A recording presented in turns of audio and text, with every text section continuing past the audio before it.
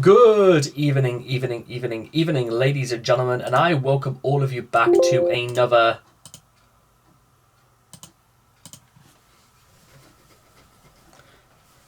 Rage video, where tonight, ladies and gentlemen, bizarrely enough, the last time I actually checked out Selena Gomez, it was actually last year, roughly 3 weeks ago. And here we are again, and I kind of, and to be fair, the first time was really kind of almost wasn't really a Selena Gomez song. It was more of an Elmi. I'll make sure to fill you guys in when I remember. But it was also kind of one of those songs where I kind of like was very unsure for the large part, because.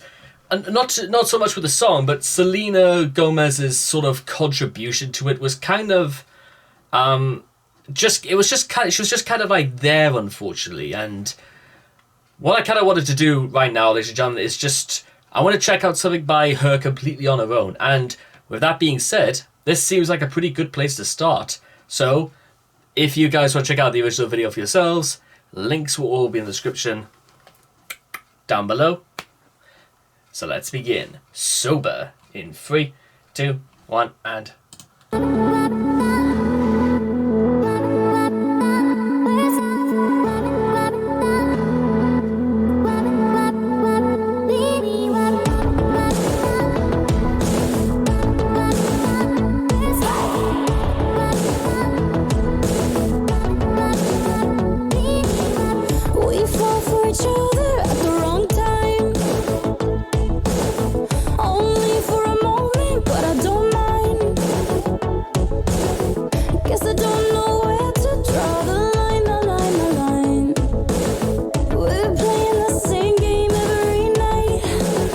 So, immediately from, like, the first step, ladies and gentlemen, yeah, I don't think you could make it any more obvious than that, and it always just kind of amazed me, however, when these guys, like, cover up addictions with pretty stringent and fairly well-executed metaphors, and it's... Guys, listen, can I just make a comment right now? Actually, you know what? No, I think I'll make it later. But the interesting thing is that she doesn't know where to draw the line. So it's like drink after drink after drink. So we play the same game. If this is like Selena's own account, or maybe someone that she knew had a very serious alcohol addiction, then, well, listen, guys, I've been around quite a lot of people who crawled into a bottle, from friends to loved ones, people who, and then people try and like get their lives back together, but old habits die incredibly hard. But yeah, listen, again, I'll get into a bit more about this later, but yeah, I've got some stories to tell.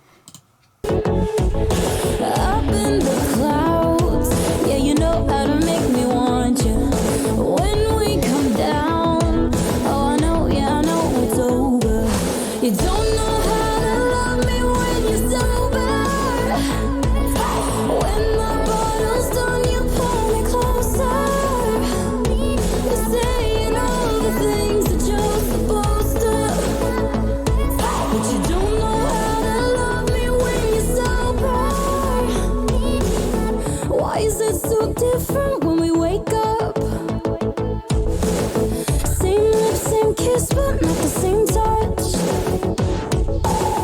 Don't you know that you're doing just enough, but not enough?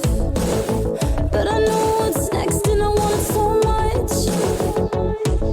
Up in the clouds, yeah, you know how to make me want you. When we come down, oh, I know, yeah, I know it's over. You don't know how to love me when you're sober. When the bottle's done, you pull me closer. You're saying all the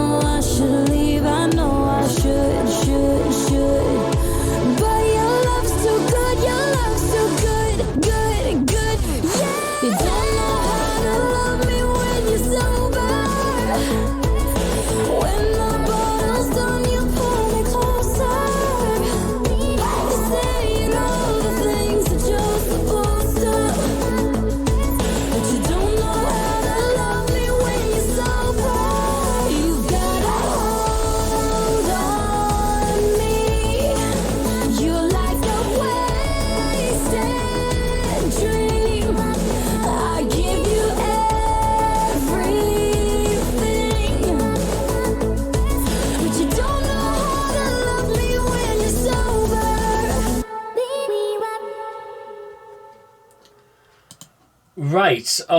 Okay there, ladies and gentlemen. That was Sober by Selena Gomez, and I'm now a little bit like split a little bit because on one hand, yes, I do and I do absolutely understand what they're going through, because one of the things that I absolutely want to like make clear right now is that I just straight up saw something in the comments down below saying she went through depression, many messy breakups. Oh yeah, I've heard about those. Her kidney failed, her parents divorced. All the time, all the people at the top to try to bring her down. She has lupus, and look where she is now. Well, to absolutely give Selena Gomez her credit, and I will absolutely say this right now, and I want people to understand this. You would absolutely have no idea where some people would be right now if things turned out badly. In fact, I've always kind of like viewed like harsh times. Like, it could be through addiction, it could be through like a tragedy, it could be through things that might not be in anybody's control at all. But sometimes I like to imagine that these are things that are just parts of the process of life. Like, one thing that my dad told us a couple of days ago was that hope was a gift from the Holy Spirit, and hope in Greek mythology was the very last sprite to leave Pandora's box, because hope always follows whenever tragedy has struck, which is in the hope that we can rebuild, we can work towards mending our hurt world. And one thing that speaks volumes in Selena Gomez's case is that people really do get caught up in these things more often than not. They get caught up in relationships where the people act like gold because there's some joy, there's some happiness in their life, because the numbness of like alcohol or drugs has completely like melted problems away.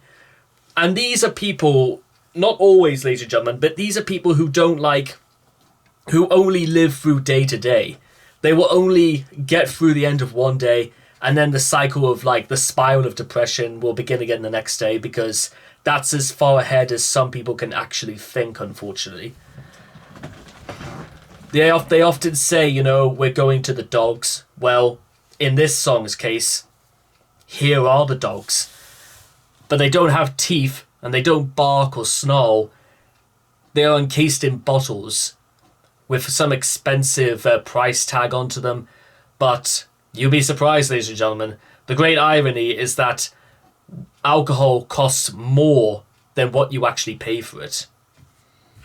I think that's almost something Shakespeare might have said. Meanwhile, ladies and gentlemen, it's also damning in the case of Selena when she says stuff like she gave all the loving. What was it? When the bottle's gone. No, it's slightly further back. Yeah, but your love's too good. Is that maybe these were once great people who were overwhelming and had all the love in their souls for a person, but it must have like taken so much out of them. And again, I've seen many great people in my life who they were fighting personal demons because they were either too proud to admit them, or it was the only thing they could turn to that would actually make their days a lot easier. And again, you've heard me say this before, but when I was a teenager, and this is like when I was about 14, I went through what I can only best describe as a pretty serious food addiction, because at that time, and again, being a teenager is the bona fides of the best of times and the worst of times. But I would have such a horrible food addiction. I would be it because it was the only thing that would like give me it wouldn't belittle me, it wouldn't talk down to me, it wouldn't do anything except there to be consumed by someone grateful to have it. And that's how I viewed food for many years. It was just a thing to be it's the thing I had in my hands, something I could just and it wouldn't say anything else. It would not dare talk back. That's just what power looks like to people who don't have any, or who have any control. And I've said these things sort of before. Many people in our day and age, like hundreds of thousands of people, possibly even millions of people, have no power, no authority, no control, and no say. The only things they do have when it comes to all of these are the things they can actually control. And maybe in the struggle, some people just want to let go and just drink their problems away because they can at least enjoy themselves and just, you know, it's an awful cycle, ladies and gentlemen. But believe you me, I absolutely know why people do this. And I think I think it's very, very simple. Some people live incredibly hard, incredibly disappointed lives.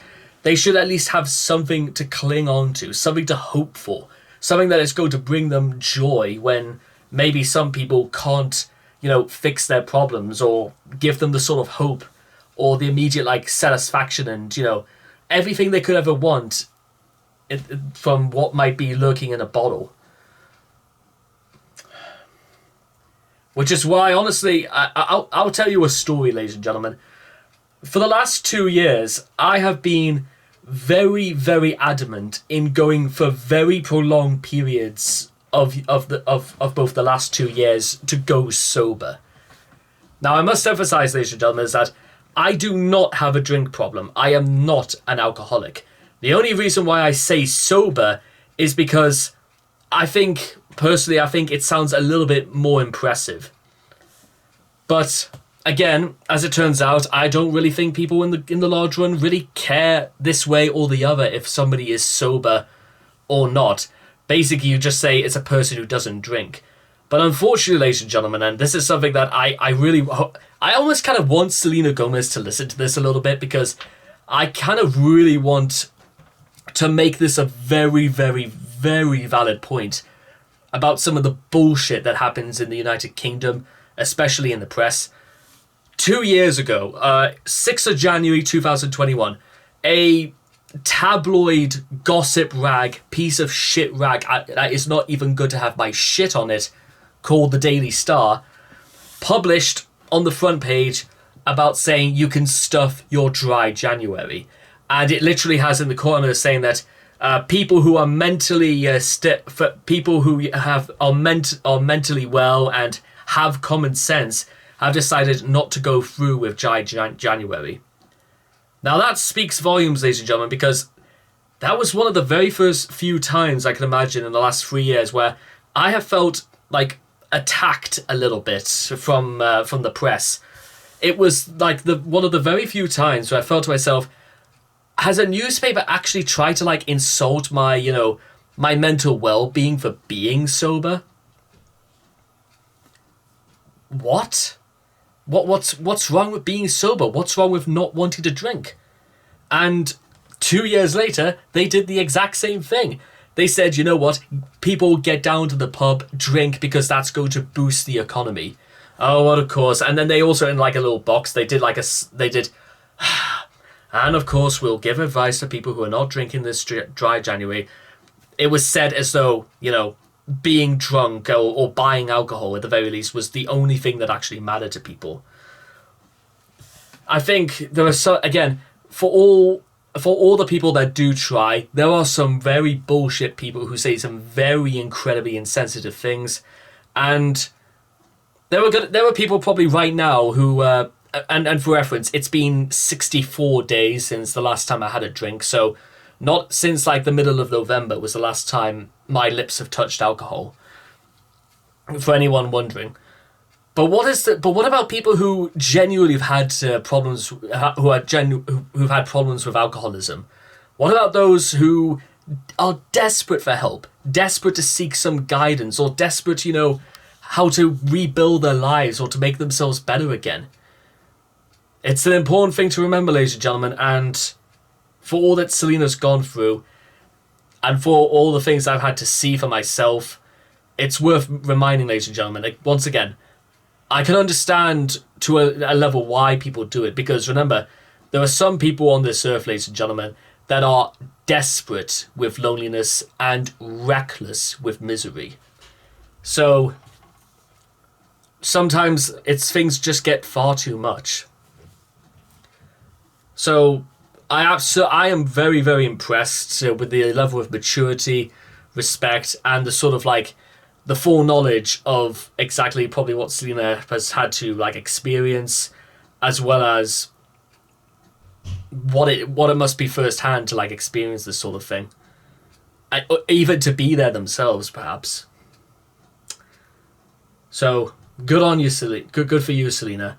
I'm proud of you. I'm really proud of you, and I'm proud for anybody out there who watching this might have problems with alcohol dependency themselves. And I will make sure to leave links down below to helplines if you are struggling, perhaps with coming to terms, perhaps with staying sober yourselves.